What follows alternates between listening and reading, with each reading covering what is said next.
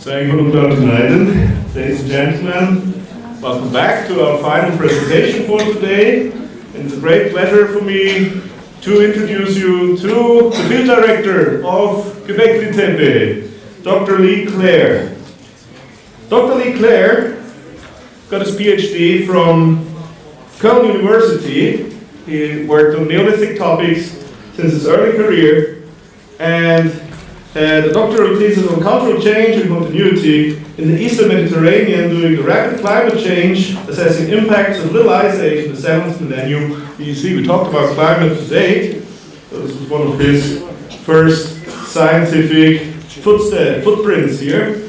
And after working as a postdoctoral scholar until 2014, since 2015 he's a research lecturer in the Göbeklitepe project, now based in Istanbul, and it's a really great pleasure to have him here to give us an in-depth insight and probably some controversial ideas about what Göbeklitepe was, what it is, and what it will be. Thank you very much. Lee, the stage is yours.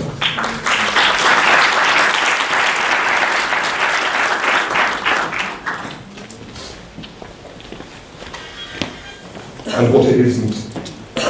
That's more important.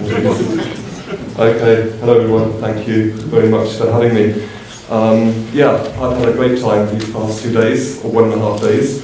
I think all of my sort of chapters in my academic history have been sort of touched upon, from linear pottery in my master thesis to the climate change of my PhD, and of course now my new topic for the past 6 or 7 years, the pre-pottery Neolithic at Gobeklitepe. And yes, I've brought along a title today, Mountain Sanctuary or Settlement, putting Gobeklitepe into context. So I think from this title, you can probably understand that things are changing at the site.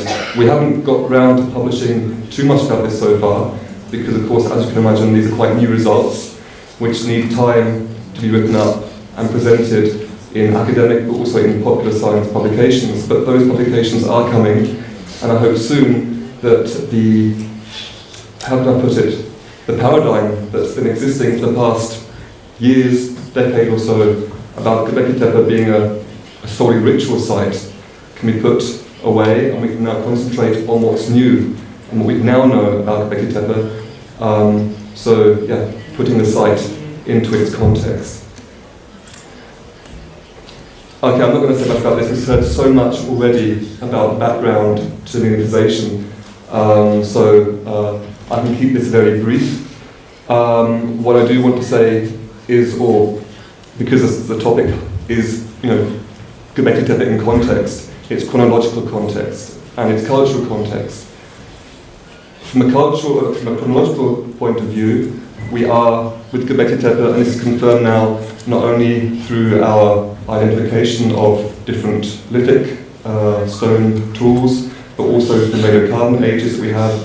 The site was in use for a period of 1,500 years. That's 1,500 years, from around 9,500 to 8,000 BC. I mean, it's a very long period of time for any site. It's like from today back to the 6th century AD, so a considerable time. And it's placed in the early Neolithic or the early Holocene, at a time when the climate improved after the last glacial. And then we have, of course, the fact that the site itself, nudization doesn't actually occur at this site. We don't have this transition from hunter-gatherers to farmers here. We don't have any domesticated crops or animals at Gobeklitepe. These are still hunter-gatherer populations living and building at the site. And in fact, sedentism comes in much earlier than Gobeklitepe. One parcel of that Neolithic package.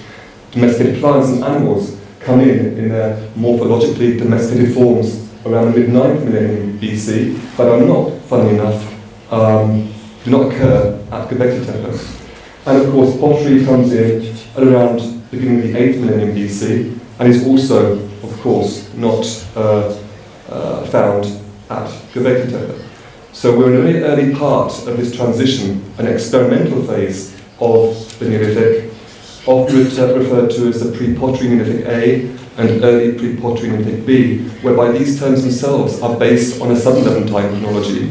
And I think it's more apt if we refer to them as transitional Neolithic period, and get away from this PPN, although PPN is obviously a very good way of explaining the fact that pottery was not present at this time. But transitional Neolithic, I think, would be a better term for this period. And then, of course, we have I was talking about the paradigm that we have. We have here two examples of that with two well-known magazines, National Geographic and also Geo. We have here the birth of religion. I don't like the term religion with regards to Göbeklitepe, and I also don't like the term temple. Temple, I don't like that term. I tend to refer to these buildings, to these monumental structures that we see at Gobeklitepe, the T-pillars. For me, they're either buildings or structures and quite neutral, or they're special buildings. I think anything else would be enforcing some sort of interpretation on these structures, which we cannot, really vouch for. And for that reason, I will not be using the term temple. Also, of course, temple would require a temple economy, for example, priests, and all of these things are things that come in much later. We are dealing with a hunter-gatherer community at Gobeklitepe. So for that reason, I will be avoiding those terms.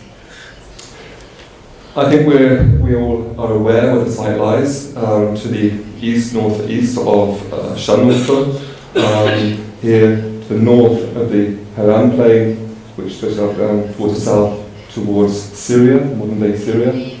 And it's one of numerous sites which dates to this transitional Neolithic phase.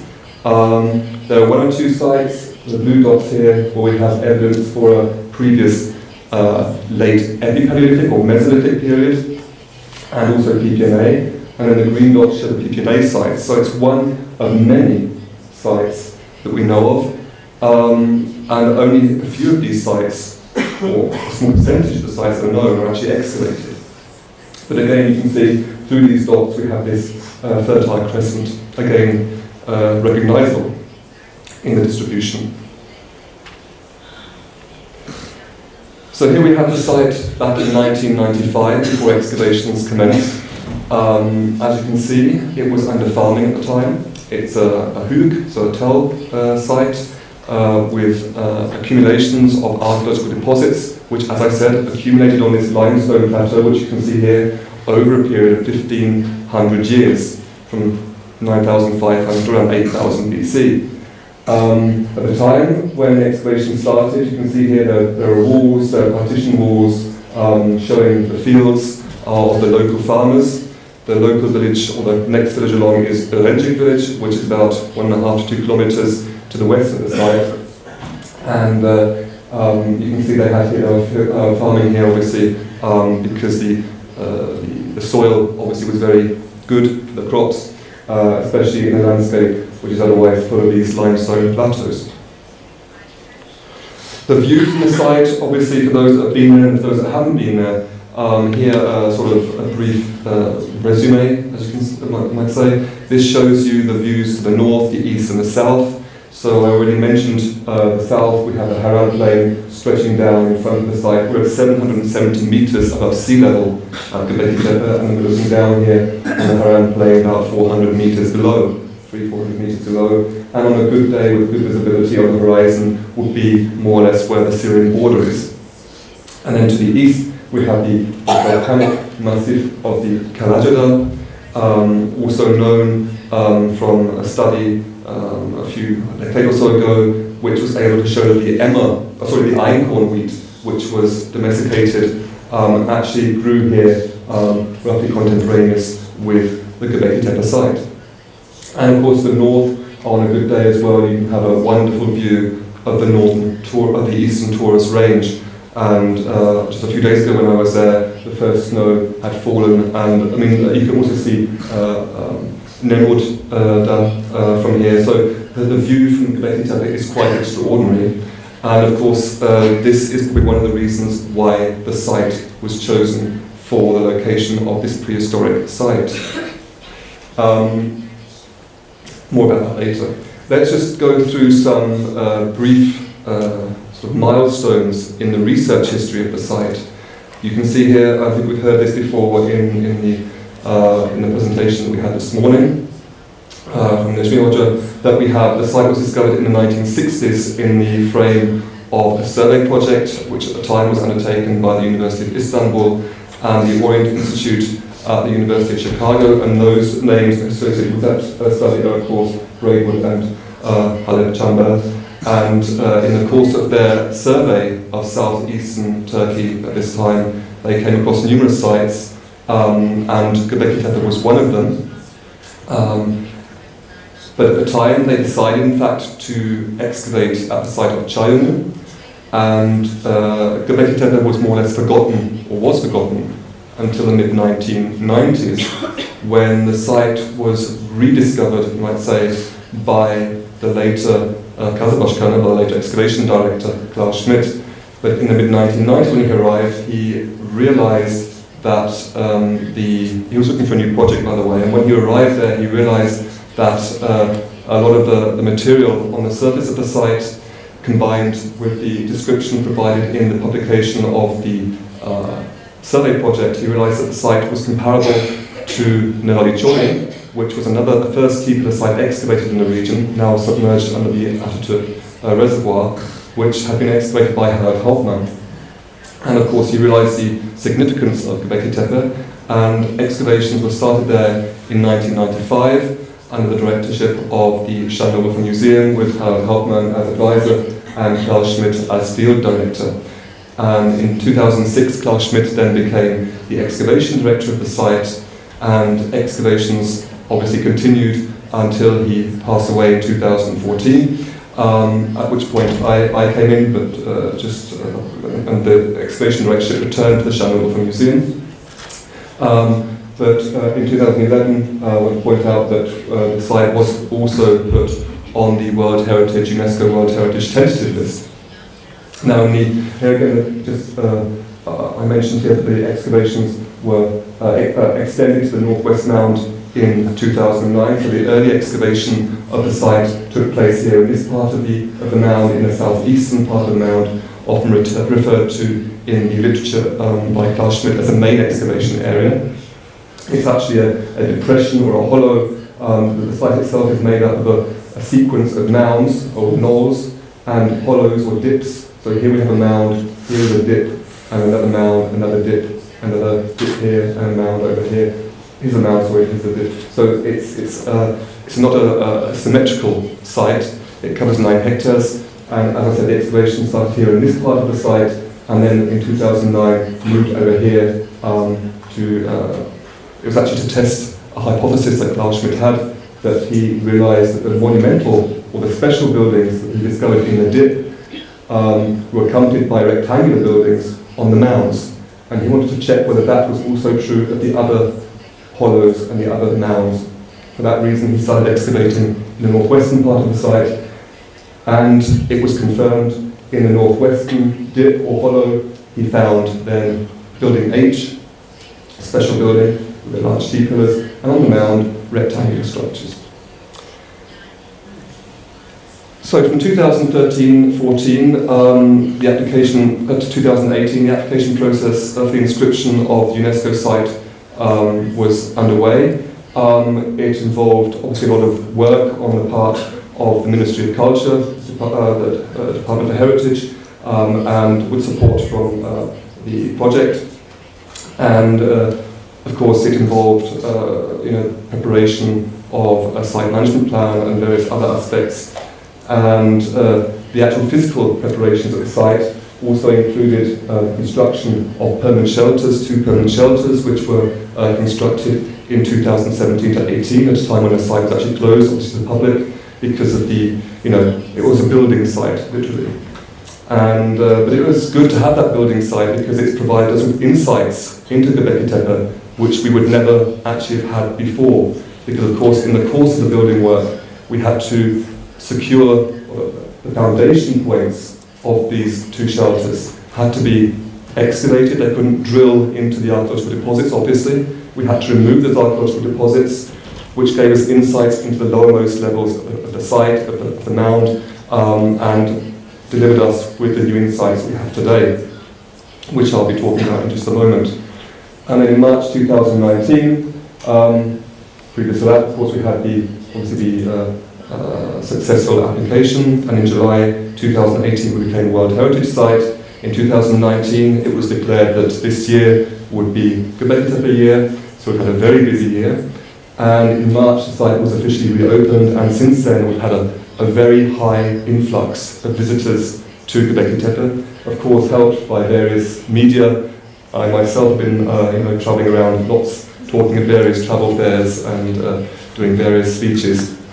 In fact, this one, I think today is my 20-something of this year, but I love doing it. And it's most important for me to get that information across, the new insights we have into the site, because I think that's what it's about, getting that information across and not keep anything hidden. There's nothing to hide at Göbeklitepe. Regarding visitor numbers, there have been various sort of numbers in the media, 2-3 million. We are, I think, as far as I know, this year around 400,000, but still that is a very high number of people visiting quite a small archaeological site of 9 hectares. Although the UNESCO site itself covers actually 587 hectares in the Göbeklitepe Mountains. That's where the site is located. The centre piece, of course, of the site is the mound itself with its monumental special buildings. And it's 126 hectares. It actually covers also the surrounding plateau, and we have around that a larger area or buffer zone protection to that main site. And of course, we're actually inscribed under 3 criteria, 1, 2, and 4 after UNESCO. So it's a masterpiece of creative human genius, which it certainly is. It shows an important interchange of human values, and it's an outstanding example of the type of building which illustrates a significant stage in human history. I think from the previous speeches that we've seen and heard today, that can be certainly confirmed as well. Anyway, I won't go into detail about the actual inscription process, that would go too far. But anyway, if you're at the site today, or go to the site and approach the site from the west, so this is a view from Yerleşik village. I actually climbed a hill to get this photo, so you actually won't go there. But you can see actually the main site here with the hug and the 2 protective shelters that have been built, 2017-18. And then in the foreground, in the midground here, a new information centre, which also serves as a restaurant and souvenir shop, and also an information centre with a permanent exhibition about the site, which we, together with the Dorsch Group, helped conceive. So this gives sort of up-to-date information about the excavations at Gobeklitepe. And this is the road down into Yerleşik. And in the foreground here, you can see a basalt plateau. That's also a special feature of Gobeklitepe, that of course the hunters and gatherers living at the site in the early Neolithic were using wild crops, wild wheats, and then of course there are lots of grinding stones at the site, and many of those are made from basalt, and they will be quarried in this area just a kilometre away from the main site. So actually all the resources they needed were here when they came.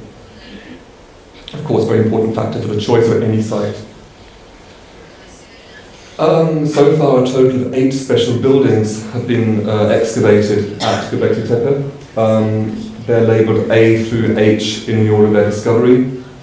So here's the main excavation area again with A, B, C, and D.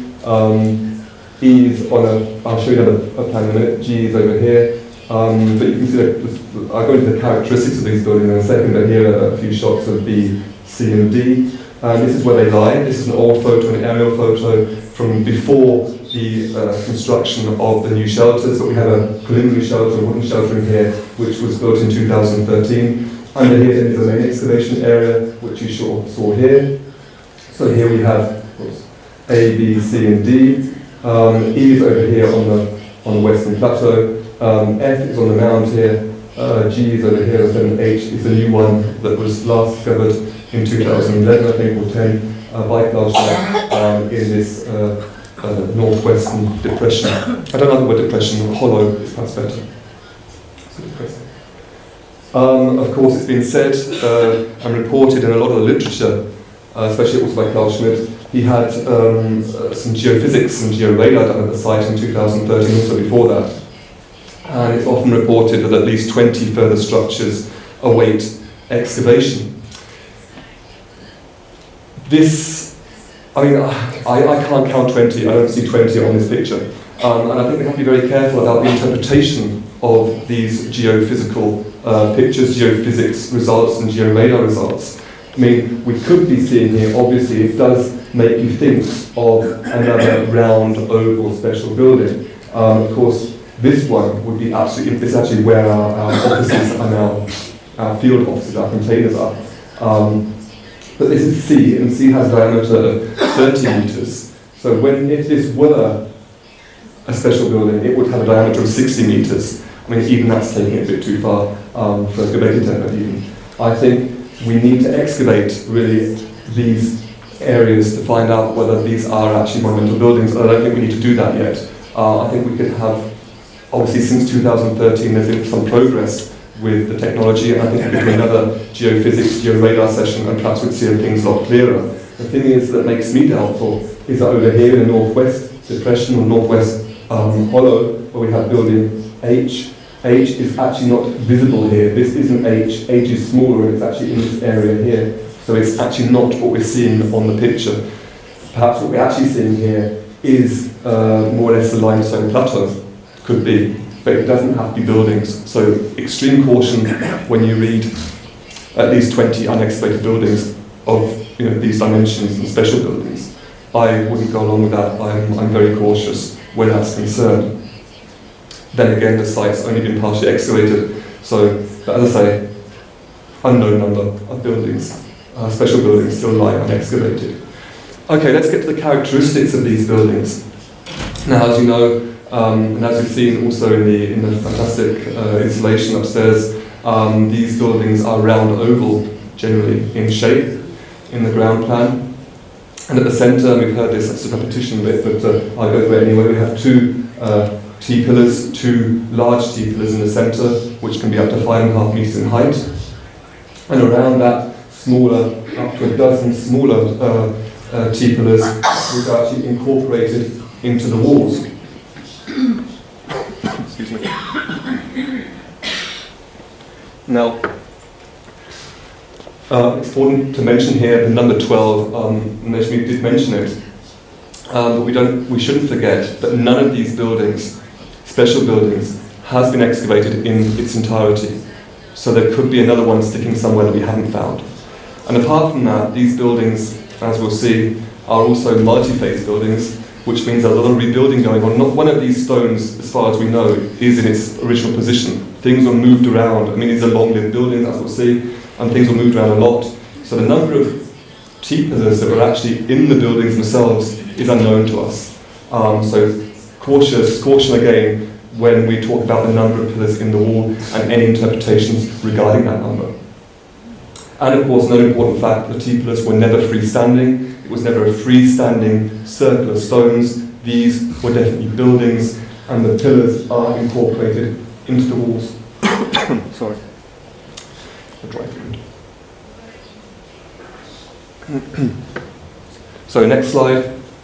Some of these T-pillars obviously are decorated with animal depictions and other motifs in low and less frequently in high relief.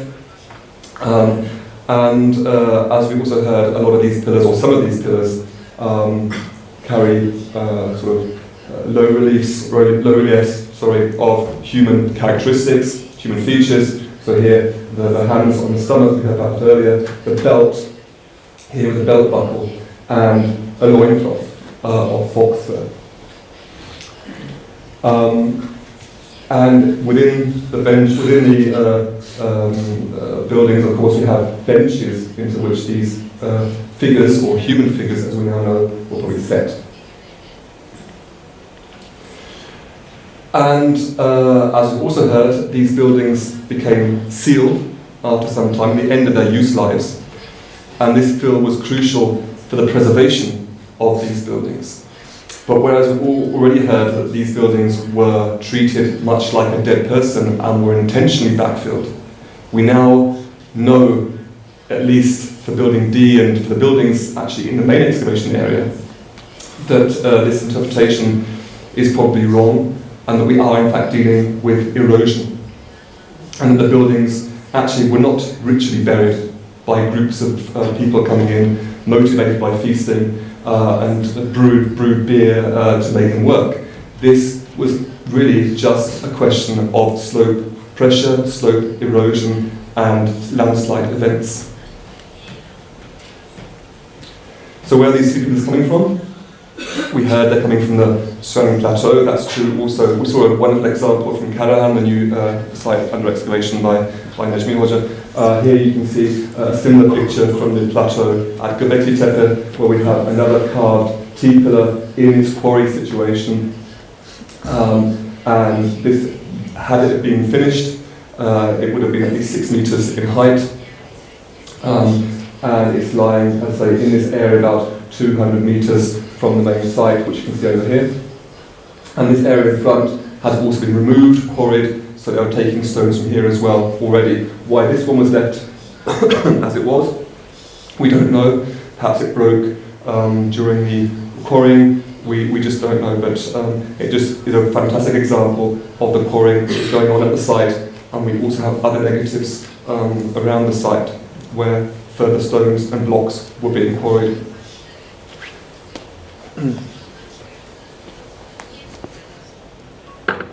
And of course the question is always, how are these things moved? This is a reconstruction from the Şanlıurfa Museum. It's actually a real T-pillar from one of the sister sites that have now been discovered throughout Şanlıurfa province. This is another feature at the Göbeklitepe plateau. What you can see here are sort of slits or slots.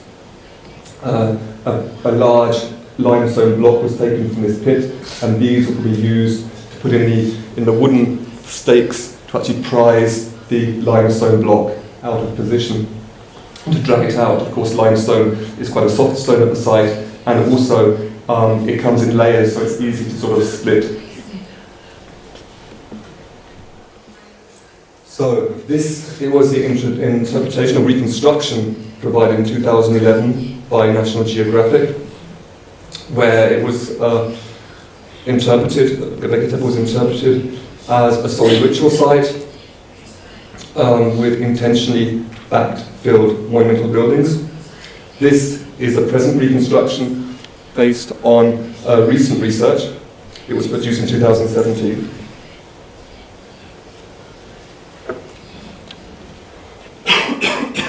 Sorry.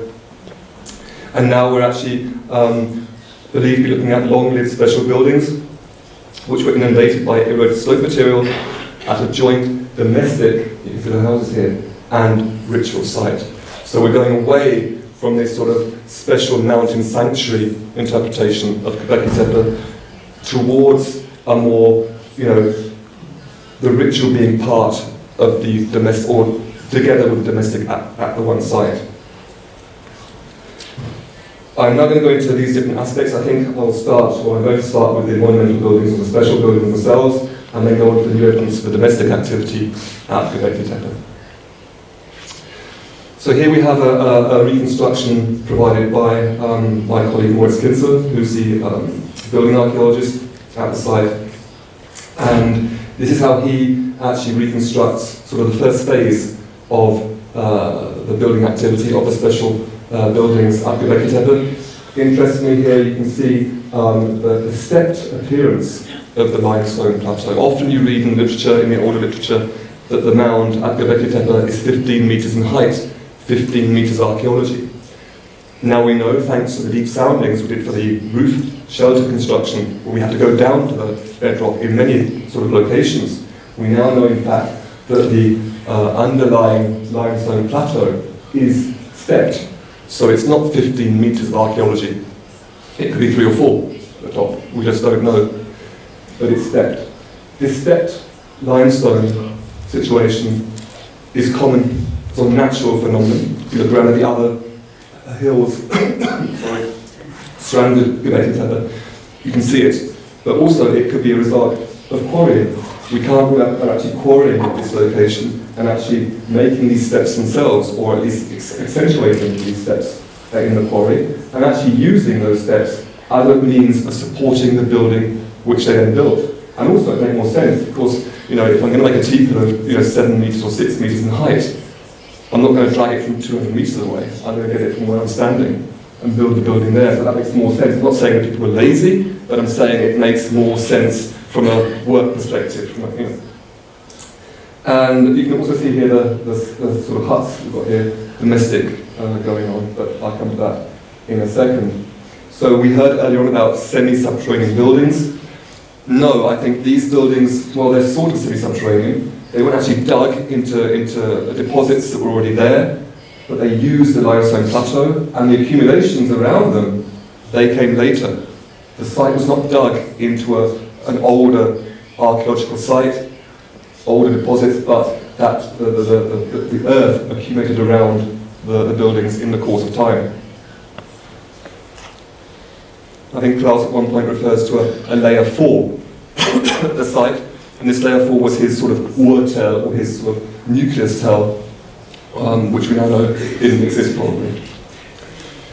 We also know that we've known this for a while now from building archaeology. The buildings, the special buildings, are also multi-phase and we now know long-lived. This is an example of building B, and the different colours are different phases of the building. So what you can see here, you can see actually, and we've seen this before on earlier slides, at other sites, for example, at Avnavadishori, Guzir, where younger buildings are inserted into older buildings. So in this case, this colour, this darker blue colour out here, is the oldest building, into which this one was inserted, into which this one was inserted, over a course of probably, not decades, but probably centuries. These are long-lived buildings. The question is, why were these modifications made? Probably to deal with the slope pressure. As I say, we had problems with the landslide. To deal with the slope pressure, to give the building extra support. This is building D, and the fun thing is that this is also now being confirmed by, or this multi-phase building activities being confirmed by radiocarbon data. Now these are also unpublished so far, but they're new radiocarbon data. Previously, Carl Schmidt took his samples, radiocarbon samples, from the fill of these buildings. Now you can't date the fill, because if you're dating the fill, you're just dating the materials that filled them up. We've now taken samples from the mud mortar within the walls of the building. So small bits of charcoal which were found in the mud mortar which held the bricks together, or the stones together. Building D is our best dated building in this respect, 15 ages, but 3 had to be excluded, because they were either tooth or from the fill of the building. We can't date animal bone at Gobeklitepe, the collagen isn't preserved, so we have to sort of work with the little bits of botanical residue that we have, which is mostly charcoal. But still, this building has 11 AMS radiocarbon ages, which we can see are differentiated into 2 clusters. We have a cluster up here. Unfortunately, this is a calibration table. For those of you who are aware, this is the radiocarbon data, and we actually have to plot to calibrate the 14C years against the calendar years. So we can see here, these are the data. And we have 2 clusters here, which date from around 9,200 to 8,900 BC. Unfortunately, on a plateau of the radiocarbon calibration curve. And we have another cluster down here, which are 8,600 to 8,370. Now, even without this plateau, which does distort the accuracy a little bit, perhaps a bit younger than these here, but still we have 2 clusters, one which would be sort of PPNA in date, and another cluster which is PPNB in date. So what we have here is evidence for, and this also correlates with the sort of observations we're making in the building archaeology. We have perhaps these are 2 PPNA dates. This whole wall actually was originally constructed in the PPNA, but at some point in the early PPNB something happened, and all of these dates over here are actually PPNB dates. So they're actually repairing the building in the PPNB. So we have a long-lived building which at some point suffered damage. Of course, I mentioned the slope pressure just now, but there are other explanations. Perhaps they wanted to change it, but a second building phase within this building phase of this inner circle of building D, dating to the early PPMB, so long-lived buildings. And of course, we have to come to the stratigraphy, the internal stratigraphy of the backfill. You know, I mentioned that we no longer think that this was a richly buried building. This is a section through D. Of course, we have to look at this for every single building. You know, every single building is unique, but this is building D, and we have very good stratigraphic observations now that the fill comes in events, and it's actually coming, and up here is the mound. Of course, these buildings are now not just PPNA in date, but also early PPMB, so they're actually contemporaneous with the rectangular structures on the mound above. So we have these events in which these buildings on the mound are collapsing into the last phase of building D, and you can see these events here. And we have confirmation, of course. The thing is, Klaus Schmidt always said this is level 3, layer 3 being PPNA, layer 2 being PPMB, and layer 1 being a mixed horizon at the top. He always said this was layer 3 dating to the PPNA. Now we know this is collapsed material from above, and it's actually mixed, as we'd expect, mixed PPNA and PPMB deposits. It's got PPNA and PPMB type lithics in it. So all of the, previously what we'd learned is wrong. The monumental buildings, the round oval structures are not only PPNA but also PPMB, so they're layer 1 and layer 2, which means at the end of the day we have to get rid of this 1, 2, 3 stratigraphy, which was proposed by Klaus Schmidt, with layer 1 being, as I say, the top horizon, layer 2 early PPMB, and layer 3 PPNA. That's out of the window. We have to find something a lot more, fine to actually cater for the stratigraphic situation at the site. And I mentioned also that this is all to do with slope erosion. So let's now come, so that's one thing we've got to think about, the monumental buildings, long-lived, and also, as you can see, the reconstruction probably roofed. We can discuss that later. Let's come to the domestic activity at the site, because for a long time, Klaus always said, yeah, we can't rule out there was some domestic activity was there. People had to stay there at some point when they visited the site, but I think actually the evidence we now have is for more than that. This is a northwestern part of the site. These are aerial photographs of the trenches back from 2015, before the construction of the shelter. And you can see here, this is where H was found, so we're over here, as I say. Here is building H. And in 2014, before Klaus passed away, he was actually excavating these deep soundings for the shelter, which was then built just recently. And when I came in autumn 2014, after Klaus passed away, we continued working here in 5, but also in 3, and over here in this so-called drainage 2 and area 1. Now, I want to show you some domestic, and I think the best place to do that is firstly here in number 5, which is roughly here, and here in this drainage channel 2, which is actually a channel which is excavated, a 40-metre long channel into the side of the mound for the rainwater, the pipe coming off the new shelter. So here is sounding number 5. As you can see, we have here very small structures, which are totally uncharacteristic of these monumental buildings that we've seen before, these special buildings. They're also multi-phase, as you can see here, different phases. We have also foundation deposits of a whole core of flint, systematically chipped away and deposited under the foundation. These things actually built on the limestone plateau with a rocky foundation. And here we have this agglomerative sort of buildings over here, also typical of the early sort of PPNA period. And over here, the most exciting area is an activity zone with hearths, brief of fireplaces. This is something that Carl Schmidt always said was never present or had hardly any evidence for. We have here 2 or 3 hearths, and around there evidence for bead production.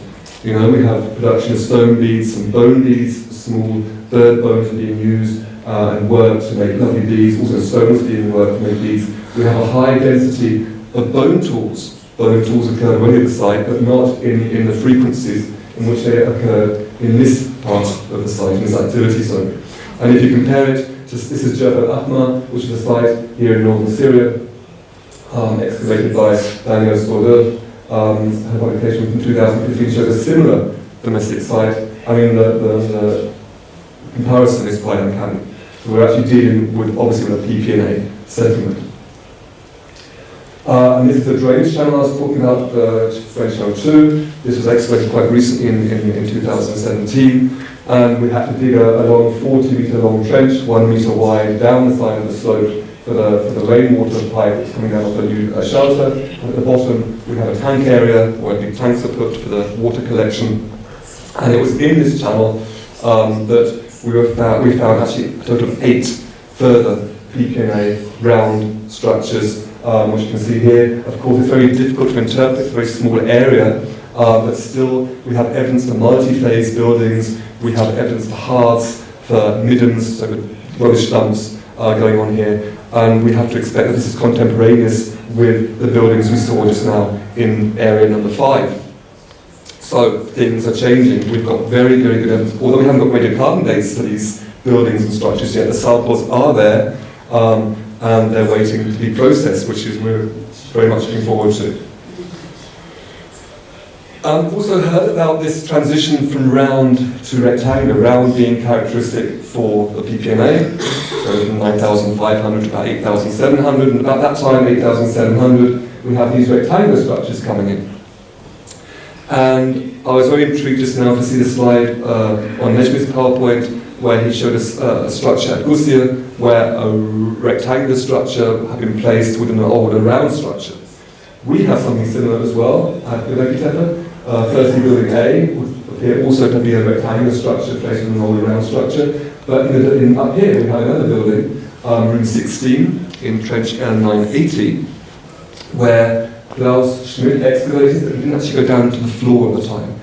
This building he referred to as the Taschen Temple, or the bag temple. It's where the workmen actually had their breaks and put their bags when they were having a break. That's why it's called that. And we went in there, we climbed up, and we actually went down onto the surface. And what we found here is a round plaster floor, the building of which had been removed, and a rectangular structure put over the top. It's much more complicated than this. If you talk to Morris, if you talk to building archaeologists, they'll say they have much more intricate details. But we have this transition really at the site, which is very exciting. You can see it here again from above. Yeah, that's the reconstruction again. Of course, if you're going to have a site, a domestic site, you're going to need something like water. And water has always been a problem. You know, it's one of the reasons that Klaus always said the site was never domestic, because they lacked the water. Without water, no site. But of course, you can't even build monuments up there or special buildings without water. You need water.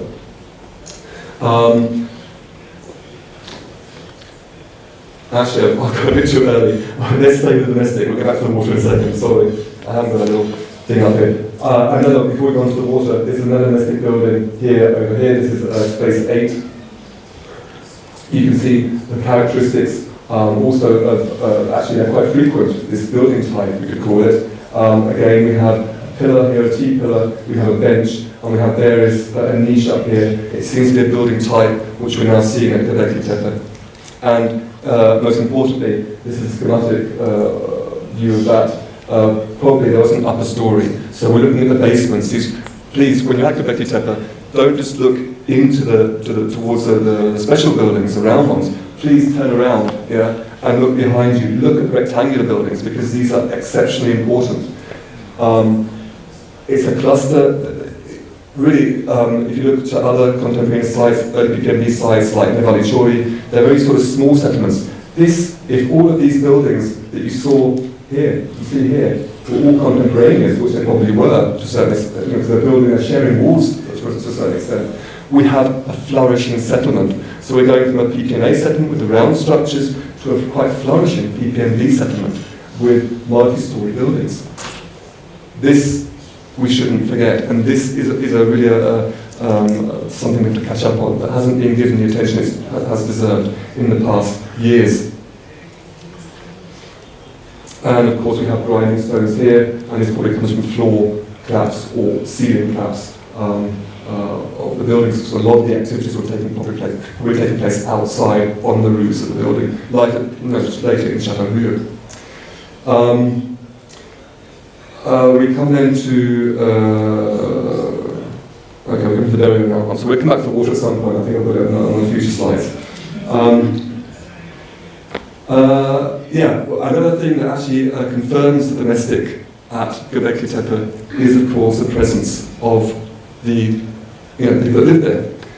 For a long time, Klaus always said he can't find the burials, even though he was saying the buildings, the special buildings, seem to have links to death and death cult. Of course, there were fragments of human burials or human beings or skeletons in the fill of the buildings, of the special buildings, but never, of course, because it's slope slide, obviously, never the preserved burials. We were lucky enough, we did another drainage channel for the rainwater drainage over here, at the main excavation area. For the shelter, another long 1 meter wide trench with a tank area down here, another small space here. It was in this space, just south of the main excavation area, that we came across a rectangular room with a plaster floor and a kidney-shaped pit. Now, kidney-shaped pits are always quite, intriguing, because of course, they just sort of smell of grave, they smell of burial, and of course, we were very excited when we had this, especially in this very small area. And of course, we're lucky enough that we had, members of the team there, and we had the capacities to actually excavate this in 2017. And lo and behold, went down to this pit, and we actually found 3 individuals buried on the floor of an underlying phase of the building. So here we have that grave, 3 individuals, 3 skulls. You can see actually 2 here, 1 underneath, at one end. The first belonging to a female of 11 to 14 years of age, the second to a female older than 35, and the third either a male or female between 20 and 30 years of age. The longbows were actually pushed to one side, but some of them were still in articulation, so it appeared that this grave was sometimes disturbed. Grave goods were not really there. There were a couple of long flint blades, but apart from that, very little. Here's the water, at last. Sorry. Yeah, so if we've got this population living in Gobeklitepe, we have the burials, we have the houses, they're going to need water. Of course, Klaus Schmidt was always aware of the cisterns out on the plateau, small cisterns. Here are a few very good examples on the western plateau. You can see here, some of them are quite deep, only one's been excavated so far. It goes down quite a way. And we have also channels in the limestone plateau actually sort of directing the water towards these cisterns. So there's evidence for that, and Klaus Schmidt was aware of it. We were never aware of the dating of these things. I mean, are they Neolithic? Are they later? But just recently, we had human bones, which were excavated actually back in the early 2000s from the excavated system. Actually, lying beneath, our botanist was looking for sort of archaeobotanical remains, and he was sort of going into the system, and came across human bones, which he actually then sort of packed up, and they went back to Germany, and only recently were they analysed. And we realised then that these human bones showed scratch marks and were quite typical for a secondary PPN burial. So this secondary burial of PPN individuals in a system then confirms the age of these systems, which means they were probably in use in the pre-pottery, in PPN, early PPN period, which is fantastic. So they were using these systems, they were collecting the rainwater. And of course, we're talking about early Holocene, so the amount of rain was probably much higher than it is today, and we can't even exclude that they may even have been summer rainfall as well at that time. And most interesting in that context also of water and water collection and systems is a structure which we then excavated in 2015-16 in this number 3 area in preparation for the new shelter, this deep sounding down to the natural plateau, where we came across, I'm again too early, we're going to do this one here first, number 2, because here we have actually in the central area of the Northwest Depression, we have this wonderful channel, which you can see here, which was actually covered by slabs of the limestone plateau. It's actually like covered over And when you look at it, it looks more Roman than sort of Neolithic. Wonderful channel heading then towards this area over here, and this is K1055, which I wanted to show you just now. This is a deep sounding, and we came across this fantastic pit in the limestone plateau, about 80 meters across, 3 meters deep. Now, we can't prove whether they actually dug this into the plateau. It could have been a natural cavity, but at least it was worked then and deepened, we think. We have this wonderful deep pit, as I say. We have this channel coming in, and what looks like a wall here isn't actually a wall. It's ballast. Ballast holding down large slabs, which, if you look closely, and you can't actually see it here, I haven't got the slide, sorry, I should have put it on. What we have here is evidence for corbelled roofing. So you know when you have a lower slab, and then you have another slab on that, and like that, and you have a dome, this is corbelled roofing. The first 3 or 4 courses of a corbelled roof covering a structure at Göbeklitepe. Now if this is a corbelled roof, then we have perhaps the earliest evidence for corbelled roofing anywhere. You know, it's cool, isn't it? But as I say, just the first 3 or 4 courses, but we have to wait and see. Perhaps they then made a flat roof over that, but it's something we have to look at also at other sites of this state. An exciting thing. And in the pit there were so many large, it was filled with large slabs. It was only excavated down to the plateau in this small area here, we removed so many fantastic finds. This is an installation. This is a large T-pillar, obviously, which is being sort of positioned. I think it's intentionally positioned in here. Another one on its side here. And this actually, Özcan showed yesterday in his presentation, this is the 90 centimetre long phallus, which has been positioned in a quite, realistic position. Okay, so I'm now going to sort of go, I mentioned earlier, I don't think these things are temples. I think they're special buildings or structures. That's a bit boring perhaps. So what functions did they have if they weren't temples? And to approach this, and we were speaking about this the other day, we were talking about how many people were living at these sites at the time. It's very hard to actually reconstruct population numbers for a prehistoric settlement, especially as you don't know, or you've only excavated sort of a small part of that settlement, and you don't know, whether the settlement was filling the whole site, whether it was moving from one side to another, because as you know, that sort of thing happens. And the best example has been Chattelview, east and west. Things move around in the course of 1,500 years. But I took here some PPNA sites from the region, sort of northern Syria and southeastern Turkey, and looked at the site area, and then just basically took population levels from sort of ethnological studies. And this is also based on a study done by Ian Kite for the Southern Levant. And he had 2 population levels, one quite conservative of 90 inhabitants per 1 hectare, and one of 294 per hectare for sort of early agriculturalists or agriculturists. And if we combine, it's just simple mathematics, then we have roughly, if you look, somewhere between 128 to 500 people living in a PPNA site. I haven't included Gobeklitepe because that would have gone whoosh, because it's 9 hectares and that would have gone through the roof. That's why I think possibly that Gobeklitepe, especially in the PPNA, they were moving around the site. They weren't actually sort of covering the whole site with their settlement and with their special buildings. I think it was like a piecemeal sort of thing. But 128, 150 is an important number. Especially if you look to Dunbar's number, which is 150. Of course, we're at a time of change. We've heard there's a transition, the slow transition from hunter-gathering to farming, which didn't occur at Gobeklitepe. We don't have those domesticated animals or crops, but still they're probably experimenting with animals. They were certainly already collecting wild grasses, wild wheats. And of course, when you become sedental, which they were, your population increases, you have more children, and 150, of course, is Dunbar's number, which is a number really that, according to him, the size of your brain, the neocortex, you can only deal with social context, reciprocity, relations, with maximum 150 people. I mean, today it's quite easy, we have other mechanisms to deal with that, Facebook, Twitter, but in the Neolithic and pre-computer pre-internet, we know that the human brain, the neocortex, can only deal with around 150 relations.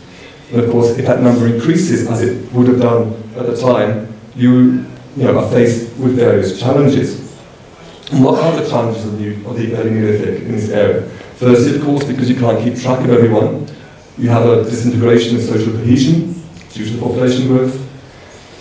Also, of course, you're going to have surplus acquisition. If you're collecting, perhaps one group will collect more than another. You have a certain degree of social hierarchization. Of course, we're talking very basic social hierarchization. We're not looking at the things we just saw in Varna or anything like that. We're still dealing with an egalitarian system, but they're becoming less egalitarian. And of course, if you're having more people, you're going to have more competition over available resources, and of course, you have increased territoriality, and of course, a heightened risk of conflict between groups. So how do we mitigate this? That's how. This is how I think they mitigated the conflict at the time. I think you just have to look at the building themselves to come to that conclusion. We have the two central beings in the middle, the two central individuals. We have the individuals around here. We're looking at a meeting. It's a social gathering where these sort of things, if we interpret this as a meeting of different groups or individuals within the society, this is where they're talking, where they're mitigating conflict and dealing with all those social aspects, all those challenges that were coming along. And of course, we saw also a similar slide, or this picture as well, in Schmidt's paper. We think that these tea pillars could actually be representative of individuals or groups within PPN society. Perhaps even at this point mythological, perhaps they didn't know who they were. But, I do think they would have known at least who the two central beings were, because they both have actually necklaces with different pendants. The one on this side has the cranium, and the one on this side has a circle and a crescent. So they knew who they were depicting. These must have been known, at least these two individuals in the middle, they must have known who these were.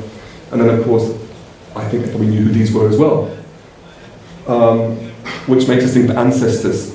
I think all of us in the research team agree that we're dealing with some sort of ancestor veneration. And this was quite nice. These are fragments of human skull which came out of excavations in the special buildings. So probably disturbed burials of buildings which actually slipped into the special buildings in the 9th millennium. And you have these scratch marks. It's quite common that people were buried in this period, and some select individuals were chosen. They went back to their graves, their burials, and actually removed the skull. And sometimes the skull wasn't quite clean. It had bits of hair hanging off it, flesh. So they scraped it off, cleaned it up.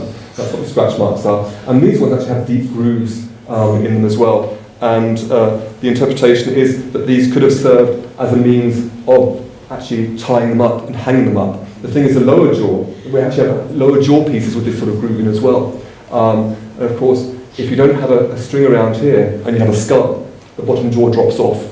So it's a good way of keeping the skull intact. And then of course, a little hole here as well. It's been argued it could be a trepanation, so an early form of operation. In fact, it's quite small. It's quite possible we're looking at some way of actually hanging the skull up. So in these special buildings, we might actually have to expect, celebrations of the ancestors. And of course, ancestors were very important. The head, the skull, that was the seat of knowledge. If you want to keep something alive, you keep it, try and preserve the skull, perhaps. And interestingly, this sort of this preoccupation with the human skull, with the head, is continued in the sculptures from the site. It's quite frequent, or in excavations, that we come across either the heads or the bodies of human sculptures, heads or bodies. Fortunately, in K10 1323, this domestic area that I mentioned, we actually found bits in two parts, and both parts we could stick them back together. But usually you just find the heads or the bodies. And it would appear that they also, before these things were actually deposited, were thrown away, they were also decapitated, the head was taken off. So that could also be some sort of ritual action before these figures were then deposited. And of course, then we have the pillar. I haven't shown many pictures of the pillars. I think we've seen quite a few already, and I just want to mention them in one context, and that is their context or their function as narratives, as portraying narratives. This is why Göbeklitepe is actually a UNESCO World Heritage Site. It's because we have these narratives which probably are much, much older than Göbeklitepe. They're Paleolithic narratives which for the first time are being carved onto human-made structures. Previously we had the caves in France, the painting, all of that, but that was a natural setting. We have here a purposely built human structure onto which they are portraying their oral narratives, and that for the very first time. So here you can see those narratives. We've seen this Corbelled from yesterday.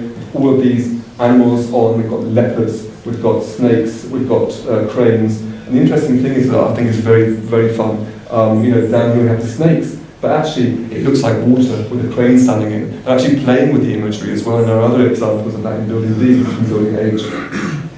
We have here an eagle, probably with a snake in its claws. We have actually evidence of a snake eagle at the site. So all of this is a fantastic, really example of narratives being told. And of course the famous pillar 43, of course these handbags now, in the context of this Corbelled roofing, it does make you wonder whether we're actually seeing the buildings themselves, which would be quite exciting. And then we have the vulture here, we have snakes, we have the H or I sign, which is quite frequent, at least in building D. This H or I sign, we can't interpret it, it's one of those symbols that comes quite frequently at the site. And of course down here, scorpion, a bird's head, and then here one of the very few human depictions on the T-pillars, this headless ittyphallic figure, erection. So these are not just the creatures, the animals they're seeing in the environment. Of course they're there, but these are narratives, they're part of a story, part of mythology, but probably an age-old mythology at that. And of course we shouldn't forget, and we've seen this already, Göbeklitepe is part of a whole network of sites. Excavations, of course, already taking place at Navanichori. We have excavations at Gobeklitepe, we have a bath in Chelik down here at Untitled and the new excavations with Nejmi Karol here at Clare'in. But there are other sites all around Shannon with these T-pillars, surface sites. So it's part of something quite special to the Shannon region. Why that was is obviously a focus of further study, which I can't go into here, perhaps at a later point in time.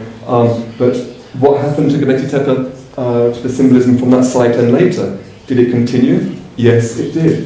Here is pillar 66 in building H. We have this wonderful, I think you saw it earlier, this sort of engraving of an aurochs with its tongue hanging out, its legs buckled, it's dying, it's been hunted probably. And this painting, wall painting from Çatalhöyük, which is like 2,000 years younger. So the aurochs hunting or baiting was going on not only at Göbeklitepe, but it continued probably right through to Çatalhöyük. And here we have a wonderful piece of humour from almost from an aurochs with a projectile still fixed, lodged into the bone. So yeah, it continued after Göbeklitepe went, even though other things changed. The monumental buildings disappeared, and as we heard earlier, the ritual went into the house. So, I think I've spoken for about an hour, so I thank you for your attention, and if you have any questions, I'm here.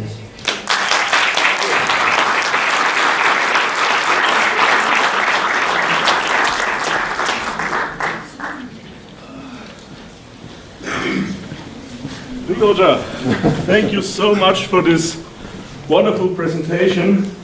Thank you not so very much for now forcing me and many others probably who are involved in teaching in completely revising the Göbeklitepe story again for the introduction to Anatolian archaeology and alike. Well, that's what archaeology is about. It's extremely dynamic, and every new discovery, any new things, objects, features that are revealed might, again, well, just turn They could change a it lot of more. theory. Oh, yes, okay, well, no, thank you so much, it was beautiful. And I believe there are also questions or comments, sorular ve katkılarınız varsa tabii ki her zaman gibi şimdi sorabilirsiniz. Yeah, yes. Evet.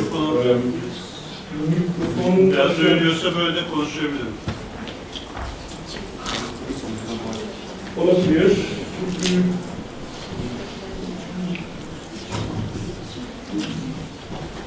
Bizim tercümanlarımız için daha rahat olur tabii ki. Şey varsa, şu anda mikrofon taşıyan arkadaşımız yok. Ama siz Şöyle söyleyeyim, siz oradan yüksek sesle tekrarlayın isterseniz.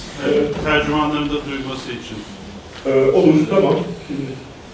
Bu 3 tane iskeletin bulunduğu söylendi. Dün Mehmet Hoca'nın da söylediği gibi esasında inanç noktası ölümle başlıyor. Ölümden sonrası bir bilinmezliğiyle başlıyor diyelimle. Dolayısıyla sorum şu.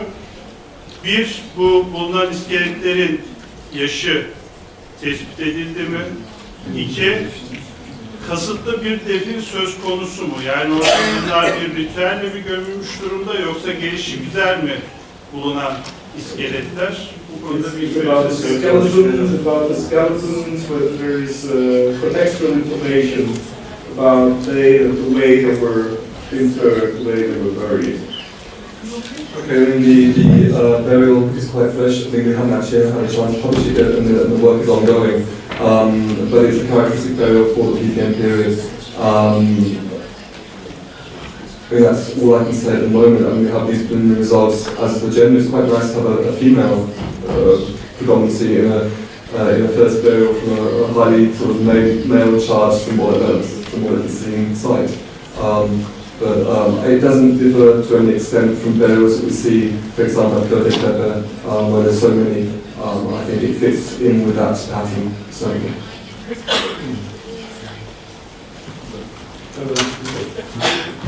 Teşekkürler. Başka sorular? Evet. My name is me. Ya, evet. Hanımefendi. My name is Neşe Kalecik. We don't see letters on the stones. Is it possible to find letters in the future, do you think? No letters, no writing. Absolutely not. Zero. And no possibility either.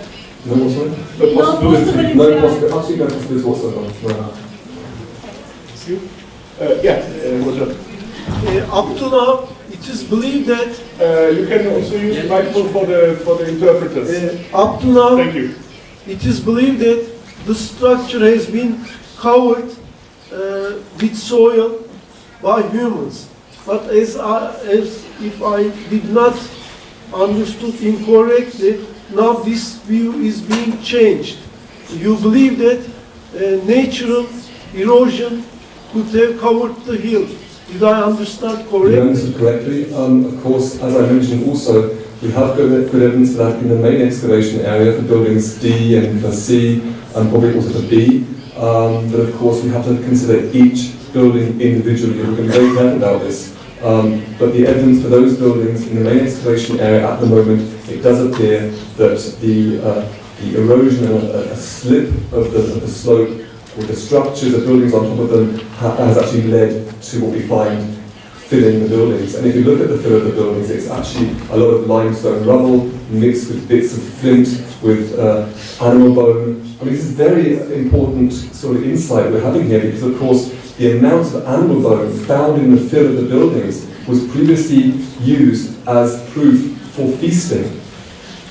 No, this is an accumulation of deposits, midden deposits that slip down the slope, so no feasting at Göbeklitepe. We have no archaeological evidence for feasting at Göbeklitepe.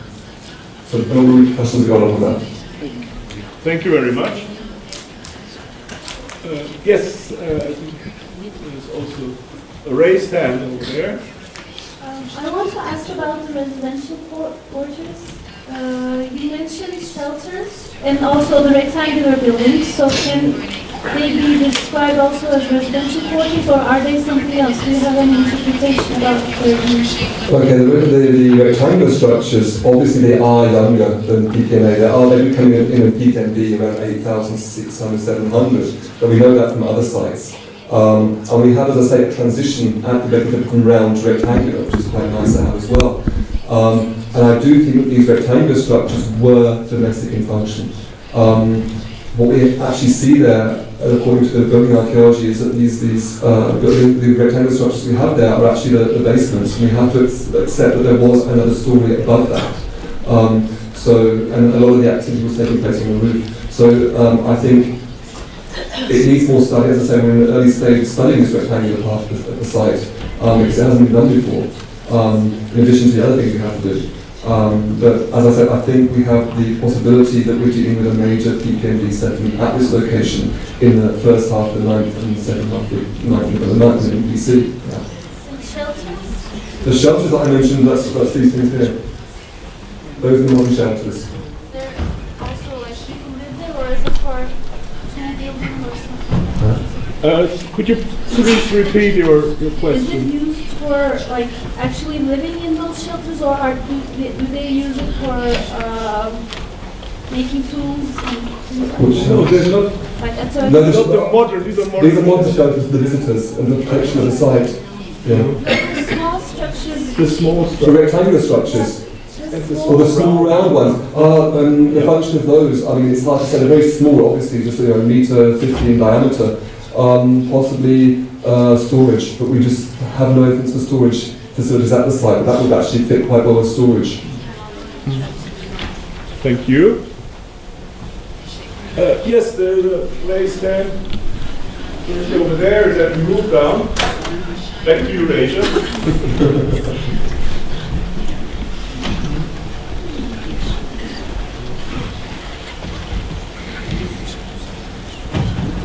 First, I would like to thank you about your presentation, all the information you shared with us.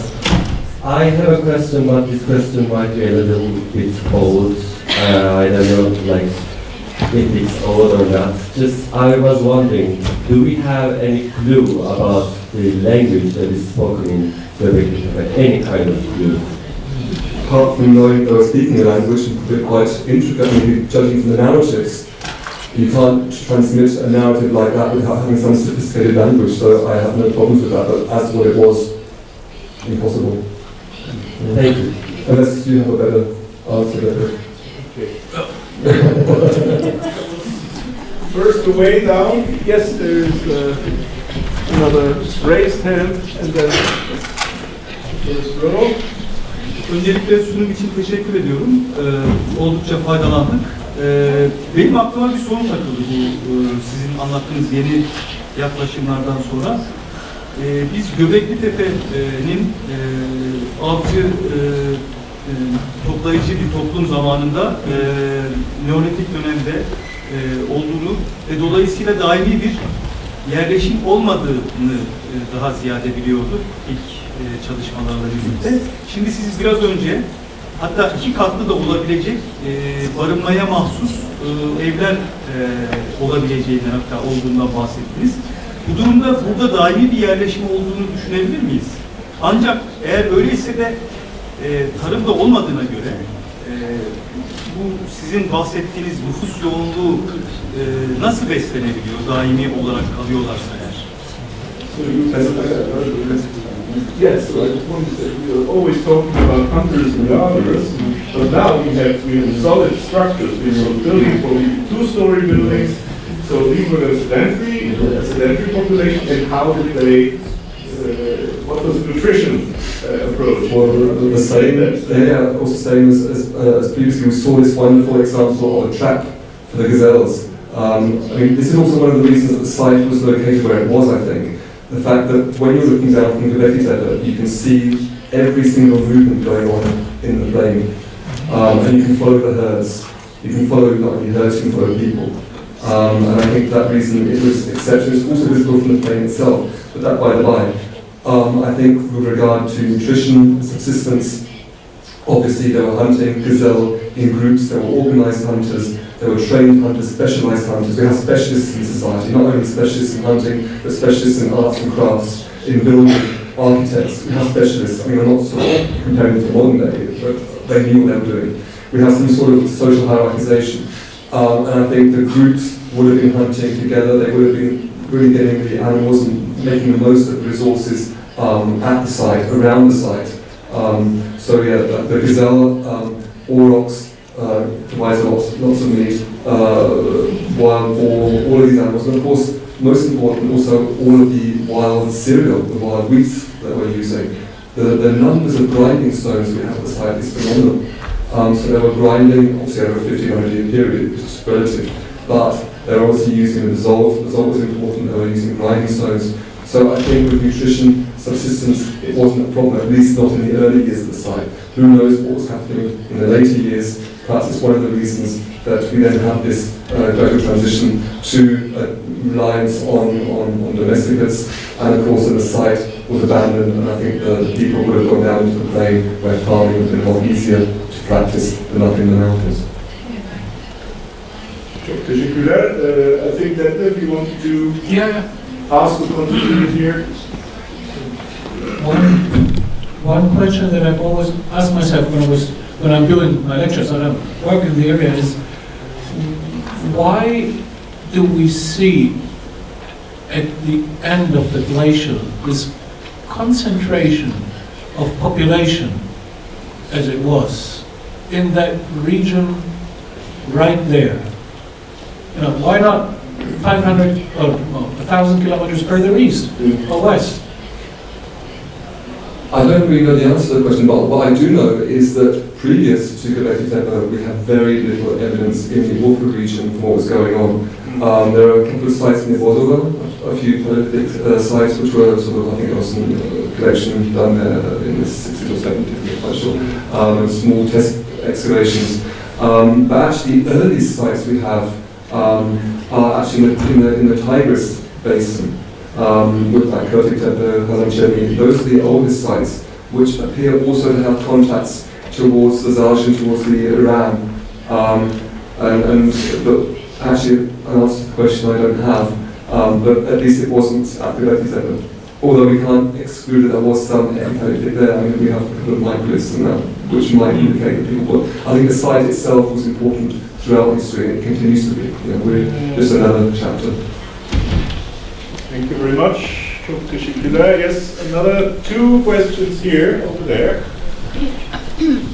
In the same row. Microphone's coming.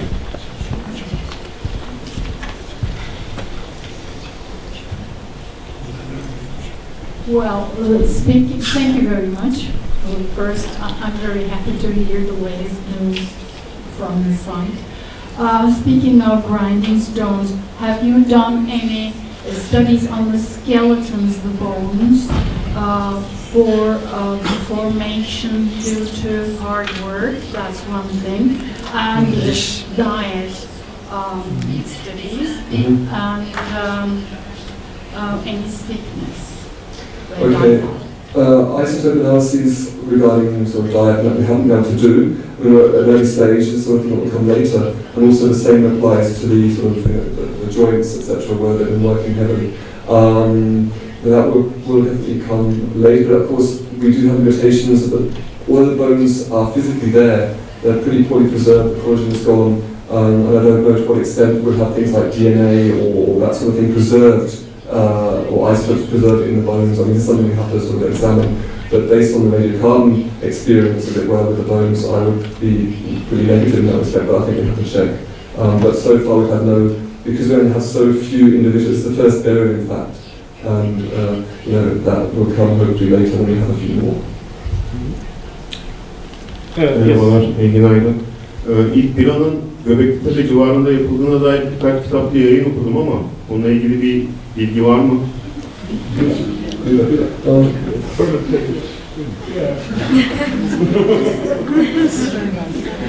Well, you know, I mentioned just now that the evidence of feasting has been, you know, debunked. The evidence we had of feasting was the large accumulations of bone animal bone in the back, in the fill of the buildings, which, as we now know, was sort of middens and refuse from many hundreds of years probably that slipped in. Regarding the beer, of course there were 2 or 3 vessels, limestone vessels, which they were sort of they were tested because there was sort of stuff stuck inside the vessel, which was tested, sent to the lab and tested, and it was said to come back as positive for fermentation. Whether that was beer or not, we don't know. Also, we don't know whether that was, that beer, if it was fermentation, whether it was intentional or whether it's something that was, something that was left in there and molded and fermented naturally. Is another thing. And in recent times, the colleagues have tried to actually repeat the test on other limestone vessels from the site, and they've come back negative. So in my opinion, the evidence for beer, although postulated back then and now taken as gospel truth, I'm very doubtful about it, and it's not reproducible, the results that we had from those first analyses. So I am doubtful about the beer as well. So as you can see, I'm a bit of a doubter, but I consider myself more of a realist. I don't want to make statements without first having real hard evidence. No beer. No beer. Well, not for yeah, sure. Okay. Okay. Thank you very much. Yes, Dave Bendit.